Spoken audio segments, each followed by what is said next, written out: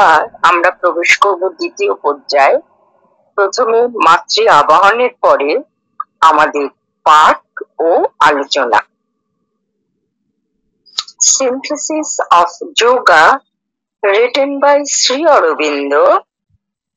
আজকে ইংরেজি পাঠে থাকবেন শ্রীমতী জয়শ্রী গাঙ্গুলি, বাংলা যোগ সমন্বয় পাঠে থাকবেন শ্রীমতী জবা চৌধুরী এবং সমস্ত আলোচনায় থাকবেন শ্রী সুধেন্দু সাহা। জয়শ্রী। হ্যাঁ দিদি। ও শ্রী অরবিন্দ মুনিরা, আমরা রয়েছি সিনথেসিস অফ যোগার chapter 5, the accent of the sacrifice two paragraph 8 প্যারাগ্রাফে। A supreme divine love is a creative power, and even though it can exist in itself silent and unchangeable, yet rejoices in external form and expression and is not condemned to be a speechless and bodiless Godhead. It has even been said that creation itself was an act of love, or at least the building up of a field in which divine love could devise its symbols and fulfill itself in act of mutuality and self-giving.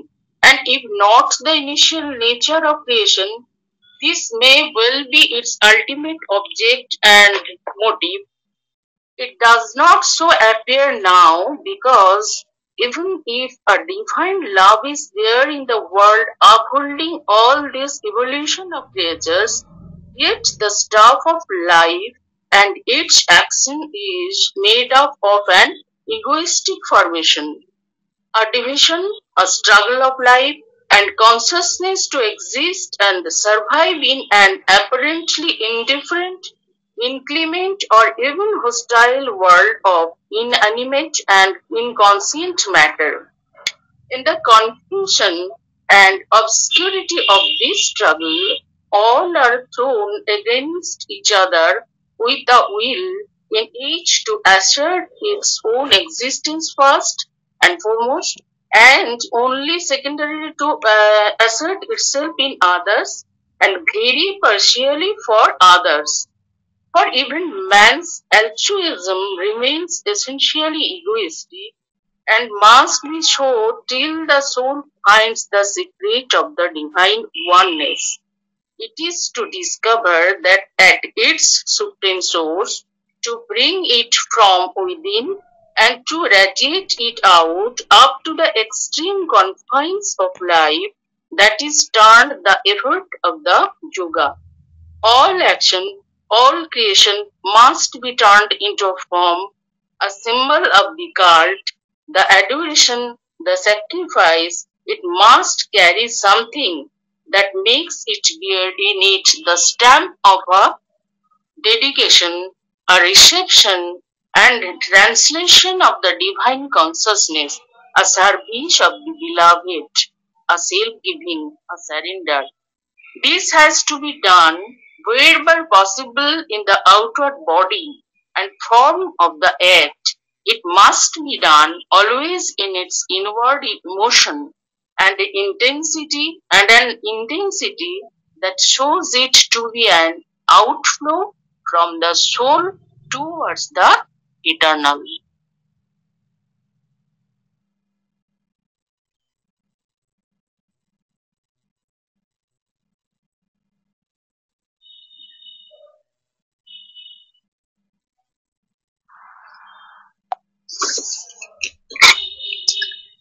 ওম শ্রী অরবিন্দ মীরা। ইংরেজি পাঠের পরে থাকছে বাংলা অনুচ্ছেদটি পাঠ। আমরা রয়েছি যোগ সমন্বয়ের ৬ষ্ঠ অধ্যায়, যজ্ঞের উদয়ন ২, পৃষ্ঠা ১৩৫, ১৩৬।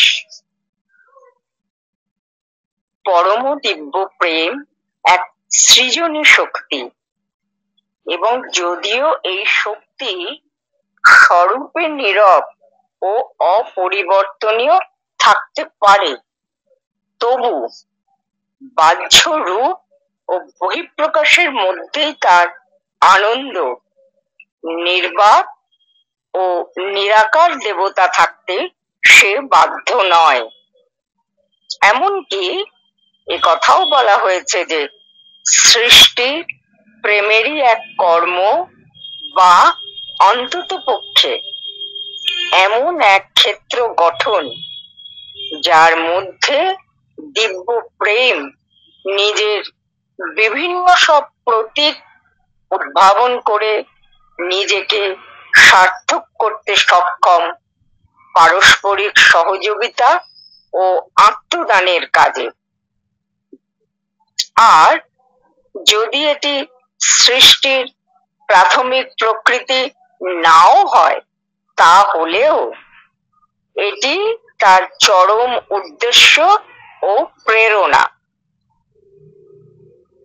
এখন যে এরকম মনে হয় না, তার কারণ যদিও দিব্য প্রেমই এই জগতে বিভিন্ন সৃষ্ট বিষয়ের সকল ক্রম অভিব্যক্তির ধারক, তবু জীবনের ও তার ক্রিয়ার উপাদানের মাল মশলা হলো অহমাত্মক রূপায়ণ, বিভাজন, আপাত উদাসীন, নির্দয়, এমনকি বিরুদ্ধ ভাবাপন্ন, প্রাণহীন ও নিশ্চেতন জড়জগতে বেঁচে থাকার জন্য প্রাণ ও চেতনার সংগ্রাম।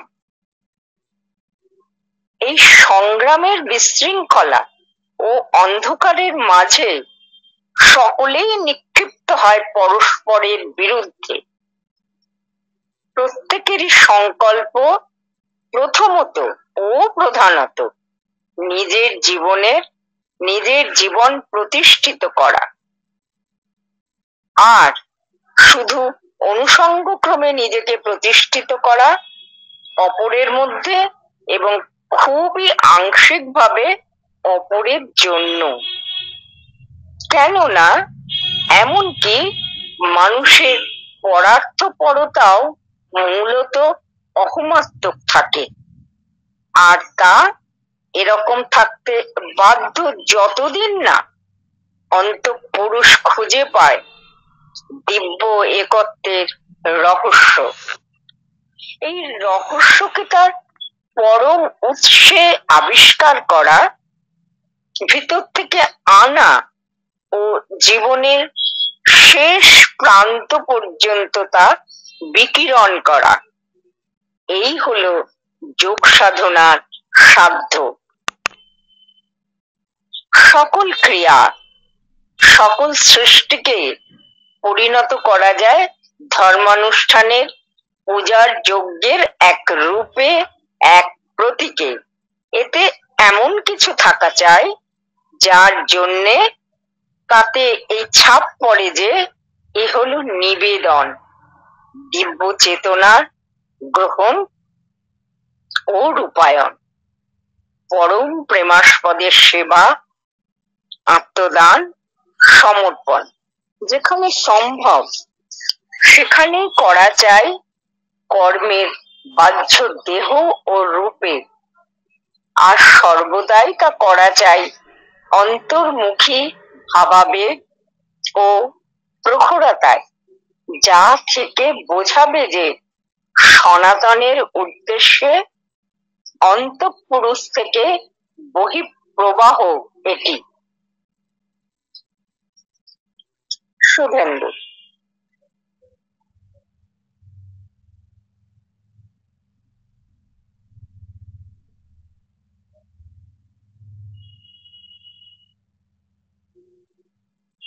ওম শ্রী অরবিন্দ মীরা।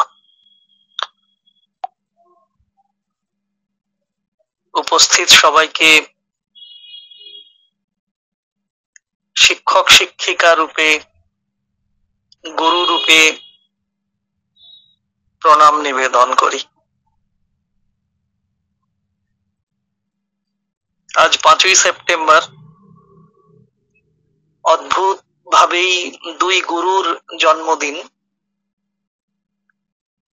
মহামহিম হযরত মুহাম্মদ তার জন্মদিন এবং রাধাকৃষ্ণানজির জন্মদিন। তো চতুর্দিকে পালন করা হচ্ছে, আমরাও ছুটে ছুটে সকাল থেকে ছুটে ছুটে ছুটি কাটালাম। যোগ সমন্বয় যজ্ঞের উদয়ন 2। আজকে আমরা একজন নতুন পাঠিকাকে পেয়েছি, শ্রীমতী জয়শ্রী গাঙ্গুলি মহাশয়া। তার জন্য শুভেচ্ছা শ্রদ্ধা রইল। জয়ন্তিকা দিও আছেন আমাদের সঙ্গে, তবে বলেছিলাম যে আপনি অনেকটা দূরে থাকবেন, তো আমরা একটু কাছের মানুষ দিয়ে পড়ানোর চেষ্টা করব। জয়শ্রী দি রাজি হয়েছেন।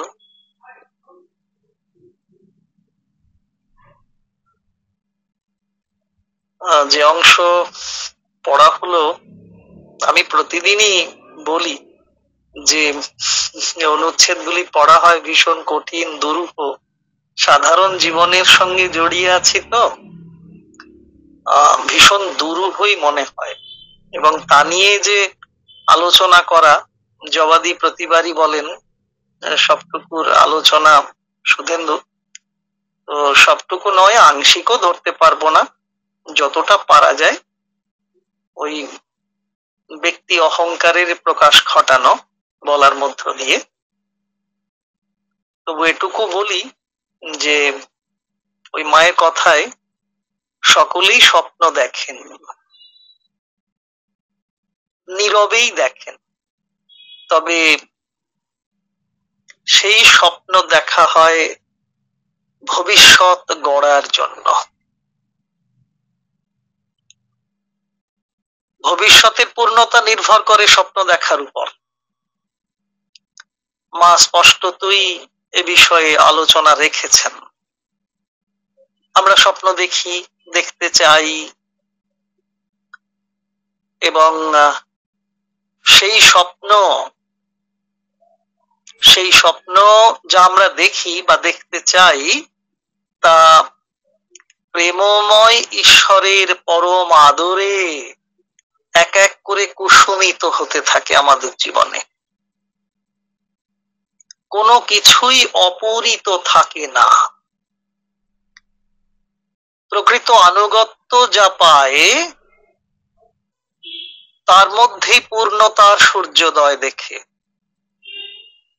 আনুগত্য চাই, অবশ্য সবই কুসুমিত হবে আমার স্বপ্ন, অপূরিত থাকবে না, তবে ওই আনুগত্য চাই, প্রকৃত একেবারে পিওরলি সেই আনুগত্য চাই। আমরা বলবো ডিভোশনই চাই, ভক্তি চাই। আর তার মধ্য দিয়েই পরমের করুণা ওই আনুগত্য সম্পন্নতার সঙ্গে পরমের করুণা যুক্ত হয়ে পূর্ণতার সূর্যোদয় আমাদের জীবনে দেখা দেয়। আর যখন সেই পূর্ণতার সূর্যোদয় হয়, কোন রকম কোন দৃষ্টিহীনতা আমাদের তখন আর পূরিত স্বপ্নের সত্যতাকে দেখতে বাধা দিতে পারে না। পূর্ণতা সূর্যোদয় হয়েছে, তাই পূরিত স্বপ্ন পূরিত হয়েছে, তার সত্যতাকে কেউ বাধা দিতে পারে না। কোনো দৃষ্টিহীনতা, কোনো অজ্ঞানতা, কোনো অবিদ্যা তখন থাকে না। সূর্যোদয় হয়েছে, সব অন্ধকার মোচিত হয়েছে।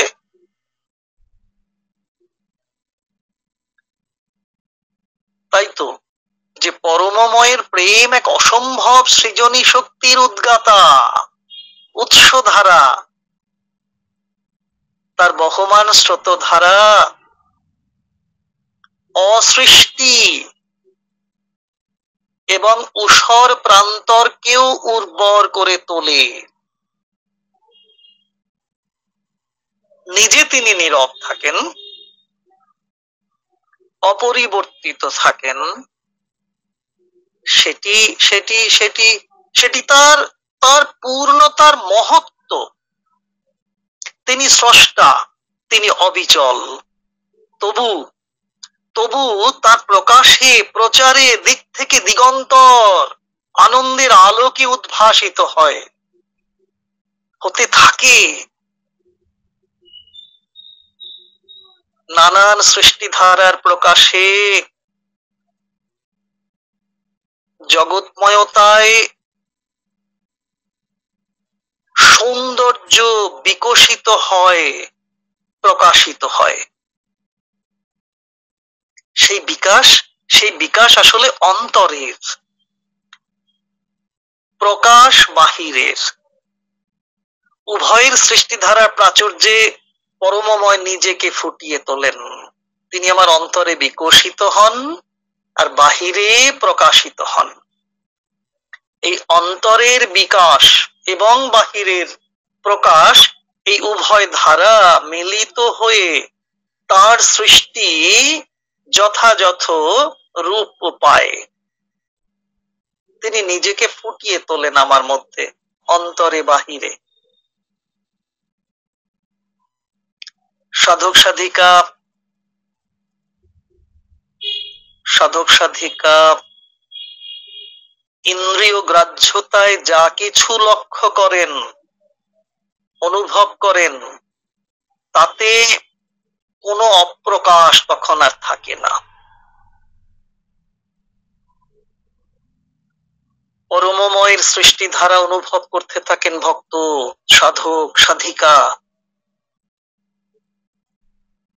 এই যে কত বড় আনন্দ যে পরমময়ের সৃষ্টিধারাকেও আমরা তখন অনুভব করতে পারি।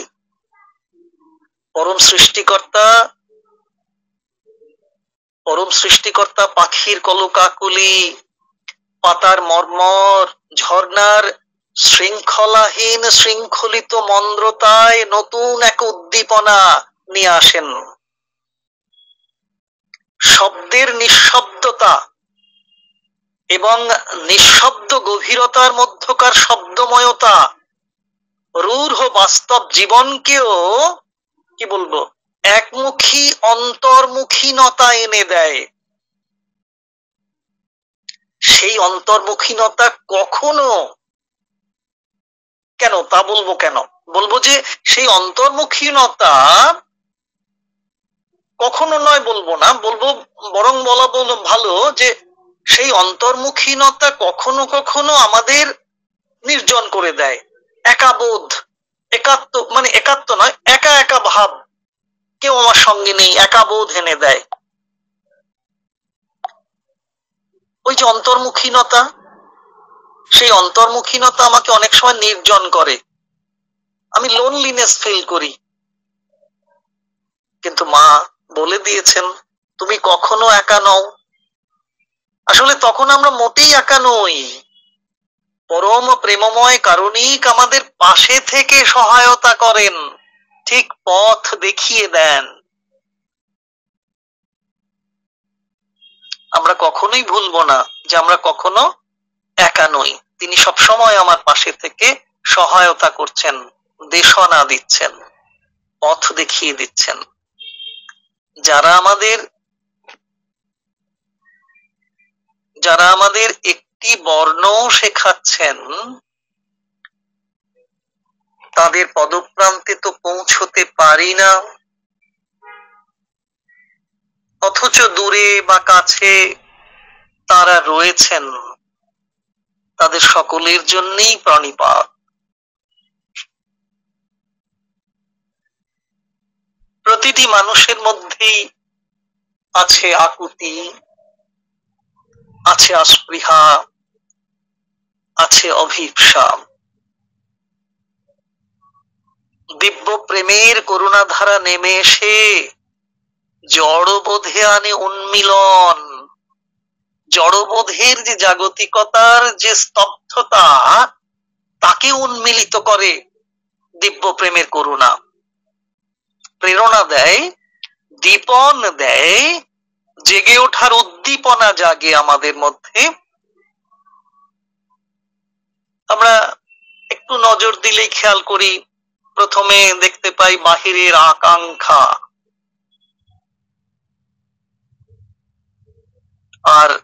ভিতরে ভিতরে বড় হয়ে ওঠার অভিপ্সা।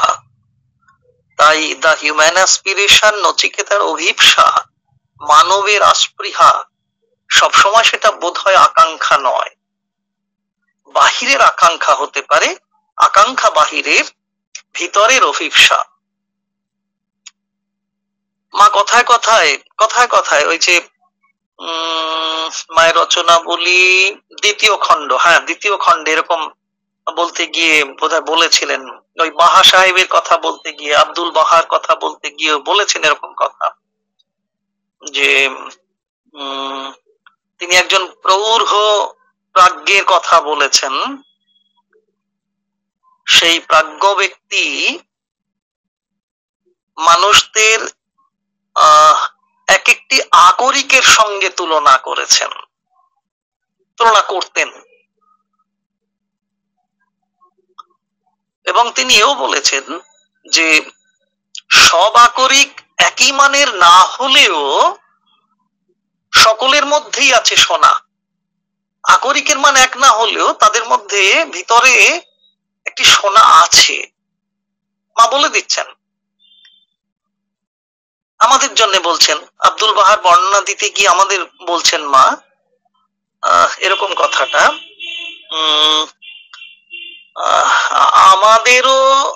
আমাদেরও অধ্যাত্ম রূপান্তরের পাবক শিক্ষার মধ্য দিয়ে এগোতে হবে, তাহলে আমরা জড় আকরিকের সীমাবদ্ধতা কাটিয়ে খাঁটি সোনা হয়ে উঠতে পারবো। পাবক শিখার প্রাবল্যে তাপে উত্তাপে গলিত হয়, গলিত হতে হতে নিচে যা পড়ে থাকবে তাই হবে খাঁটি সোনা। এরকম একটা বর্ণনা মা দিয়েছেন আব্দুল বাহা সম্পর্কে বলতে গিয়ে মায়ের রচনাবলীর দ্বিতীয় খণ্ডে।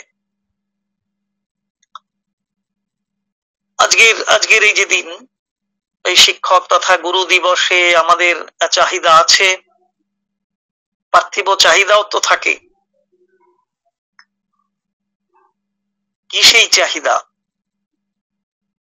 না যদি এরকম বলি যে ভাগবত মিলনের গভীর অনুভূতি তিনি পেয়েছেন কে? যিনি শিক্ষক, যিনি গুরু, তিনি ভাগবত মিলনের গভীর অনুভূতি পেয়েছেন। তাই কি করেছেন তিনি? তার অধ্যাত্ম অনুভূতি সামান্য সান্নিধ্যের মধ্য দিয়েও আমাদের মধ্যে সঞ্চালিত করেন।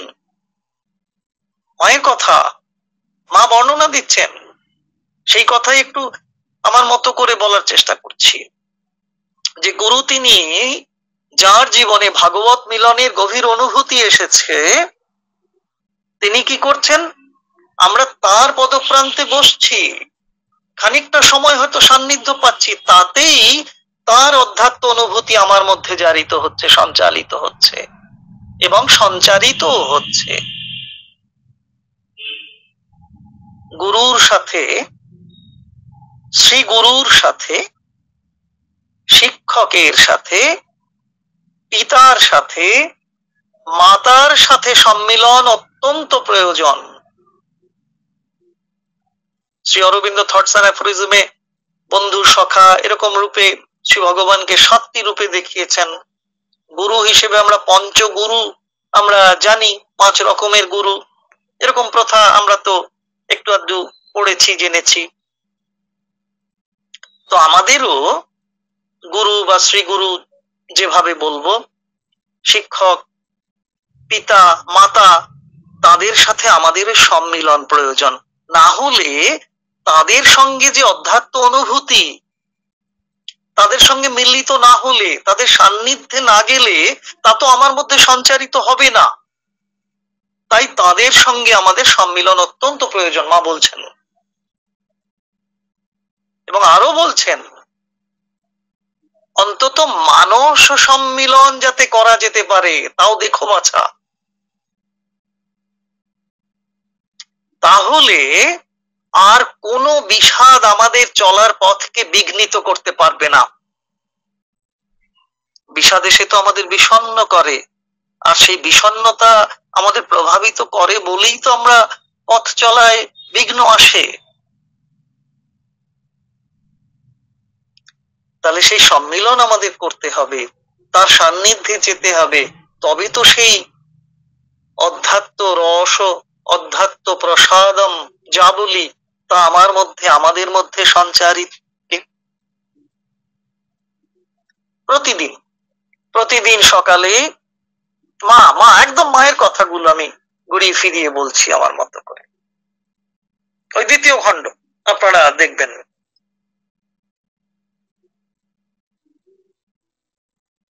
প্রতিদিন সকালে মা বলে দিচ্ছেন, প্রাত্যহিক কাজ শুরু করার আগে মানব সমাজের পরিত্রাতা মহাজন যারা, তাদের উদ্দেশ্যে প্রশংসা এবং কৃতজ্ঞতা নিবেদন করা যেতে পারে, মা বলে দিচ্ছেন।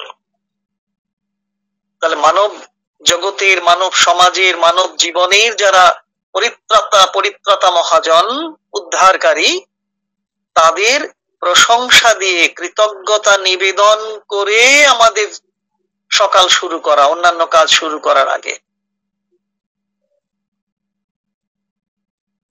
কেন? তারা প্রেমময়, তারাই গুরু, দিশারি এবং আচার্য। প্রতিদিনের এই নিবেদন, এই আহ্বান তাদের নাড়া দিতে পারে। এই যে নিবেদন করছি, সমর্পণ করছি, তাকে ডাকছি, আবাহন করছি, এই আবেদন তার কাছে পৌঁছবে, তিনিও প্রভাবিত হবেন, তিনি সাড়া দেবেন আমাদের ডাকে।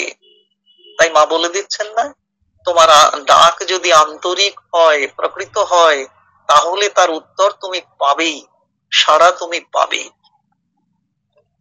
তখন কি হবে?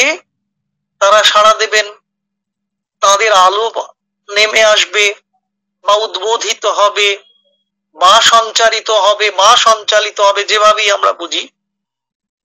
তখন তাদের আলোয়, তাদের প্রেমে আমরা ক্রমে ক্রমে পরিবেষ্টিত হতে থাকব, পরিব্যাপ্ত হতে থাকব।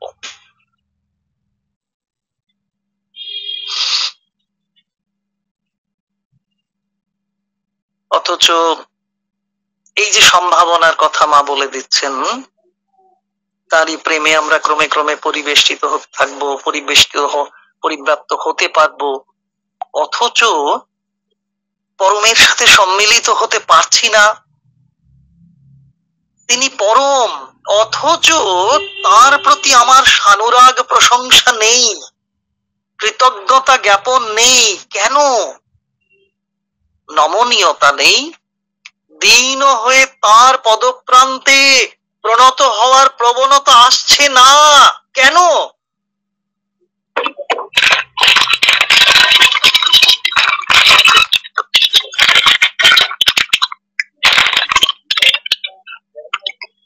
কল্যাণদা, একটা মাইক্রোফোন অন হয়ে গেছে, প্লিজ একটু অফ করে দিন কল্যাণদা।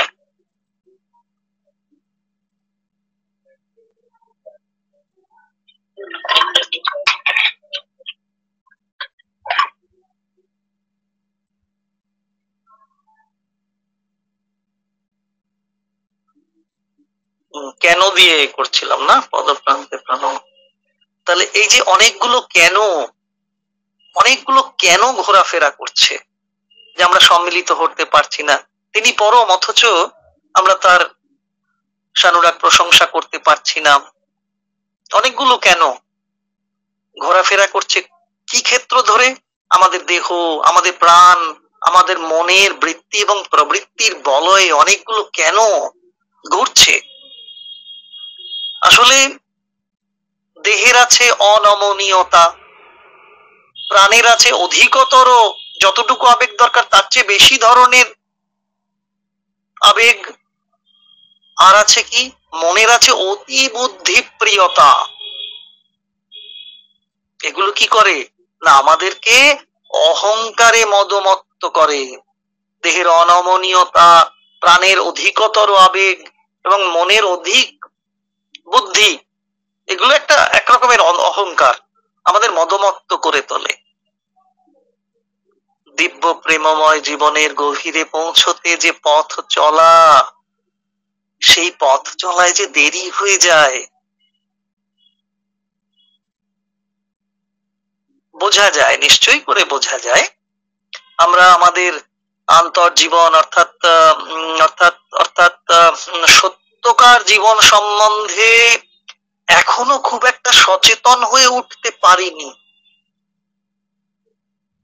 সম্মিলনের পরিবর্তে বিভাজিত হচ্ছি, দয়াশীল না হয়ে হয়ে পড়ছি নির্দয়, বেঁচে থাকার যথাযথ ব্যাকরণ না জেনে অহংকারের খণ্ডতা দিয়ে সবকিছু রূপায়ণ করছি,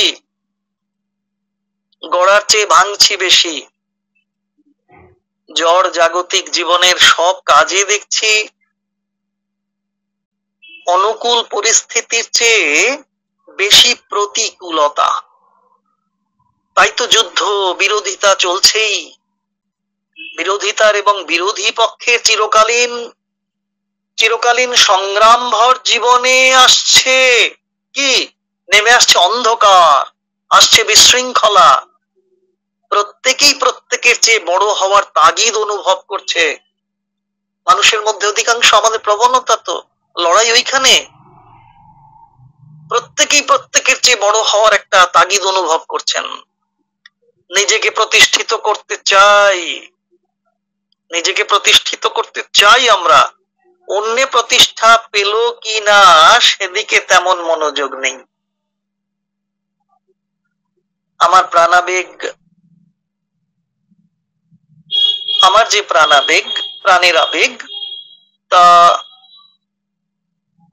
সর্বস্ব, সেই প্রাণাবেগের সর্বস্ব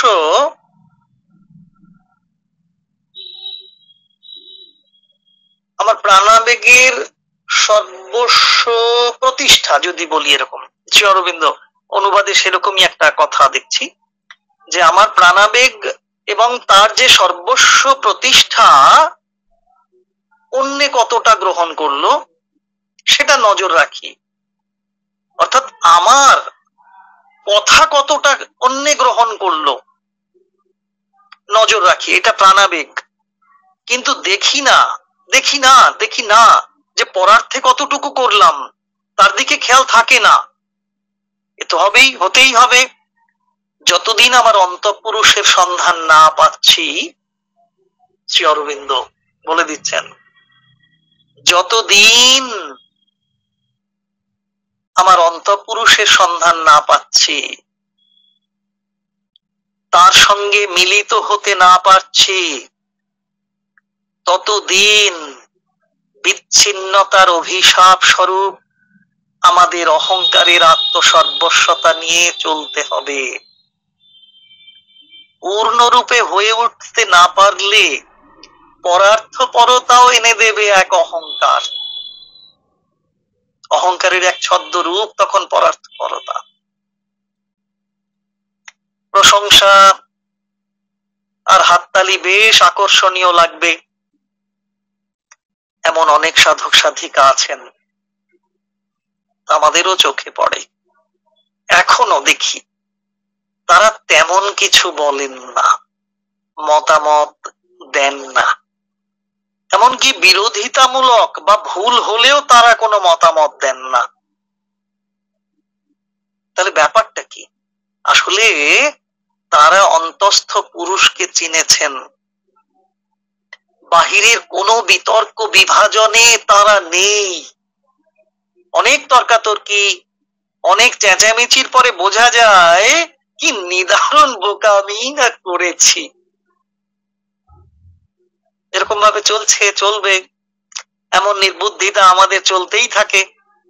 আমাদের চৈত্য সত্তা যে এখনো দিব্য একত্বের সন্ধান পায়নি, তাহলে দিব্য একত্ব একত্বের সন্ধান করতে হবে। যেহেতু একত্রে দিব্য একত্বের সন্ধান পাইনি আমার চৈত্য সত্তায়, তাহলে যদিও চৈত্য সত্তায় দিব্যতার পূর্ণতা অবস্থান করছেন, কিন্তু আমরা আমাদের দেহ প্রাণ মন দিয়ে সেই চৈত্যকে, দিব্যময় চৈত্যকে ধরতে পারিনি। তাহলে তার সন্ধান করব, গান শুনি, গান গাই, কিছুদিন পরে মাইকে একেবারে ভীষণ ভাবে গান বাজবে, ডুব দে রে মন কালী বলে। হচ্ছে কোথায়? ডুব আর দিলাম কই, শুধুই তো জলে ভাসা জীবন আমার।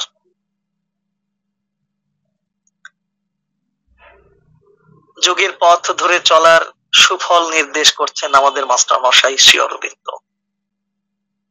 সকাল থেকে, আজকে সকাল থেকে অনেকে শুভেচ্ছা জানিয়েছেন, এমনকি খুব বড় ধরনের প্রণামও পাঠিয়েছেন। বেশ মজা লাগছিল, কেমন যেন রহস্য রহস্য লাগছিল। শ্রী অরবিন্দ বলে দিচ্ছেন, সব রহস্য দূর হয়ে যায় যোগের পথে ঠিকঠাক চলতে পারলে। এই যে কথাটা, সব রহস্য দূর হয়ে যায় যোগের পথে ঠিকঠাক চলতে পারলে। প্রতিটি কাজ শ্রী ভগবানের কাজ বলে করতে চেষ্টা করলে কি হয় না, প্রথমত তার করুণা ও শক্তি পাওয়া যায়, এবং তারপর কাজগুলো দিনে দিনে ভালো হতে থাকে। ভিতরের জেগে থাকা চেতনা কোনোদিন ঘুমিয়ে পড়ে না।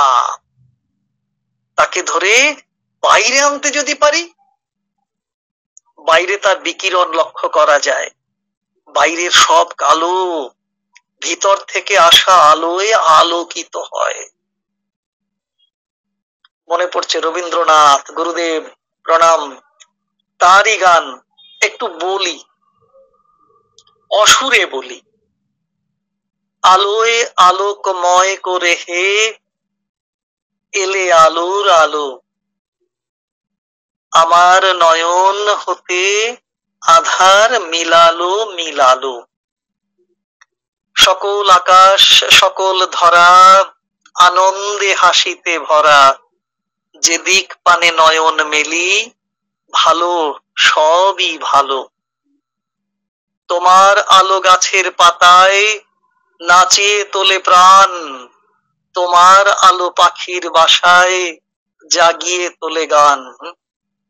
তোমার আলো ভালোবেসে পড়েছে মোর গায়ে এসে, হৃদয়ে মোর নির্মল হাত বুলালো বুলালো। সর্বত্রই আলোর বিস্তার লক্ষ্য করেন গুরু কবি।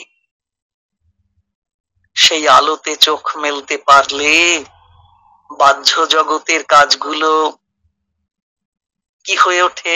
বাহ্য জগতের কাজগুলো পুজো হয়ে ওঠে, নিবেদনের ভাবে পূর্ণতার যজ্ঞে সঁপে দিতে ইচ্ছে জাগে।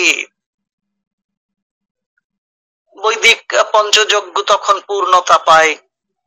দেবযজ্ঞ, ঋষি যজ্ঞ, পিতৃযজ্ঞ, নৃযজ্ঞ বা ভূত যজ্ঞ, এই যে পঞ্চঋণ বা পঞ্চযজ্ঞের কথা আমরা দেখি সাধনায়, তো তাতে এই পঞ্চযজ্ঞ পূর্ণ মাত্রায় জীবনকে পূর্ণায়ত সমৃদ্ধি দেয়। দিব্য চেতনার ভাবে এবং বিভাবে পরম প্রেমাস্পদ শ্রী ভগবানের সেবা পুজো এবং সমর্পণ পূর্ণতা পায়। হ্যাঁ, দেখতে হবে অন্তর্মুখী বোধ দিয়ে সব কাজ করা হচ্ছে কিনা, সব কাজে সর্বাংশ একাগ্রতা ও নিবিষ্টতা আনা যাচ্ছে কিনা। আলো বাইরে নিয়ে এসে তাকে শাশ্বত রূপ দান করা যাচ্ছে কিনা। ওই যে শ্রী অরবিন্দ বলছেন, an outflow from the soul towards the eternal, সনাতনের উদ্দেশ্যে অন্তঃপুরুষ থেকে বহিঃপ্রবাহ এটি। মনে পড়ছে মা গ্রন্থের একেবারে শেষ পৃষ্ঠায় চলে যান, ওই 3-4 লাইন একটু বলি, ভুল হলে ক্ষমা করবেন। ওই যে ওই কোটি কথা, সময়ও হয়ে গেছে বলে দিচ্ছি। কথাটা এরকম, শ্রী অরবিন্দ লিখছেন, নলিনীদা অনুবাদ করছেন, এক মায়েরই শক্তি। ওই যে প্রশ্ন যে অন্তঃপুরুষ থেকে বহিঃপ্রবাহ সনাতনের উদ্দেশ্যে করবো কি করে, শ্রী অরবিন্দ উত্তর দিচ্ছেন মা গ্রন্থের একেবারে শেষ 3-4টি লাইনে। এক মায়েরই শক্তি আবরণ খানি ছিন্ন করতে পারে,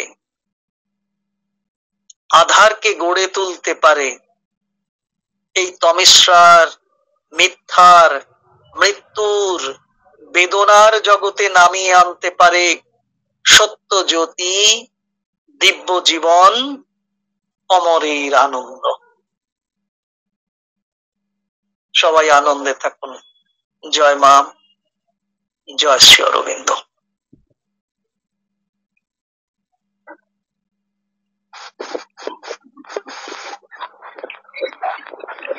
তাহলে ভেতরের চেতনাটাকে বাইরে আনার এটা কি হবে? মায়ের শক্তি।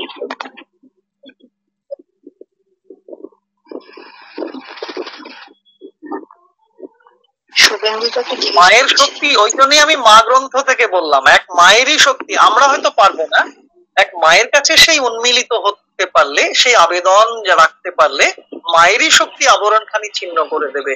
এই যে অন্তর আর বাহির এর মধ্যে যে আবরণ রয়েছে, যেটা ডিসকভারি স্বামীজি বলেছেন, শ্রী অরবিন্দ বলে দিচ্ছেন, মায়েরই শক্তি, একমাত্র মায়েরই শক্তি আবরণ খানি ছিন্ন করতে পারে।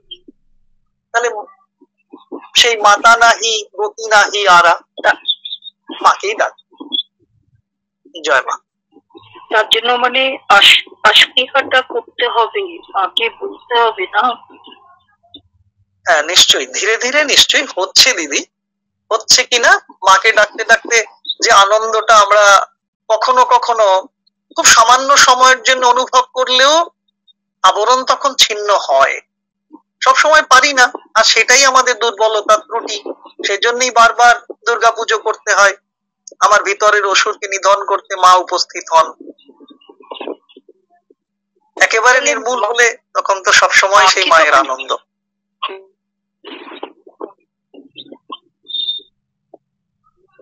তো মার কাছে তখন কি চাইতে হবে? যে আস্পৃহা করবো ভেতরের চেতনাটাকে বাইরে আসার জন্য। মায়ের করুণা ভিক্ষা করা, মায়ের আলো, মায়ের আনন্দ, মায়ের চেতনা, মায়ের শক্তি, মায়ের জ্যোতি, মাকে তাই জানাতে হবে। আর ভিতর থেকে বাইরে আনা সেই তো, সেই অন্তঃপ্রবাহকে বহিঃপ্রবাহে নিয়ে এসে বাহিরের অন্ধকারকেও আলোকিত করার জন্য মাকেই আবাহন করা, মাকে ডাকা। তপস্যা হলো এই স্থির থাকা, মাকে ডাকা। আর তারপরের কথাগুলো তো আপনারা জানেনই। মাকে ডাকলে নিশ্চয়ই হবে, এই বিশ্বাসে ভর করেই আমরা এগোচ্ছি। কতটা কি আমরা ব্যক্তিগতভাবে করতে পারছি সেটা পরের প্রশ্ন। শ্রী অরবিন্দ যেটা বলেছেন, মাকে ধরো, মাকে ডাকো, এর পরে আর কথা নেই। গুরুর কথা শিরোধার্য করে আমরা যদি এগোতে চাই, আমরা মাকে পাবো। যদি কোনো প্রশ্ন থাকে, কোনো দ্বিধা থাকে, দ্বন্দ্ব থাকে, মাকে পেতে আমাদের দেরি হবে। সেই জন্যই আমাদের পুনর্জন্ম দরকার। এই জন্মে আমরা পুরোপুরি ভাবে নিবেদন করতে পারি না, সমর্পণ হয় না, পূর্ণতা পায় না বলেই আমাদের পুনর্জন্ম। সমর্পণ পেলে তো এই জন্মেই মাকে পেয়ে গেলাম, আর পুনর্জন্মের কোনো প্রয়োজন হয় না। ধন্যবাদ।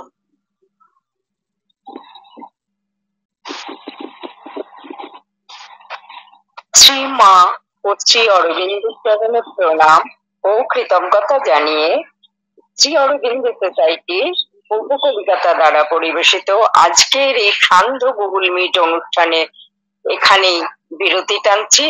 উপস্থিত প্রত্যেকের প্রতি কৃতজ্ঞতা জানিয়ে আগামী শুক্রবার ঠিক রাত 8টায় আমরা আবার এই প্ল্যাটফর্মে সবাই একসঙ্গে মিলিত হব।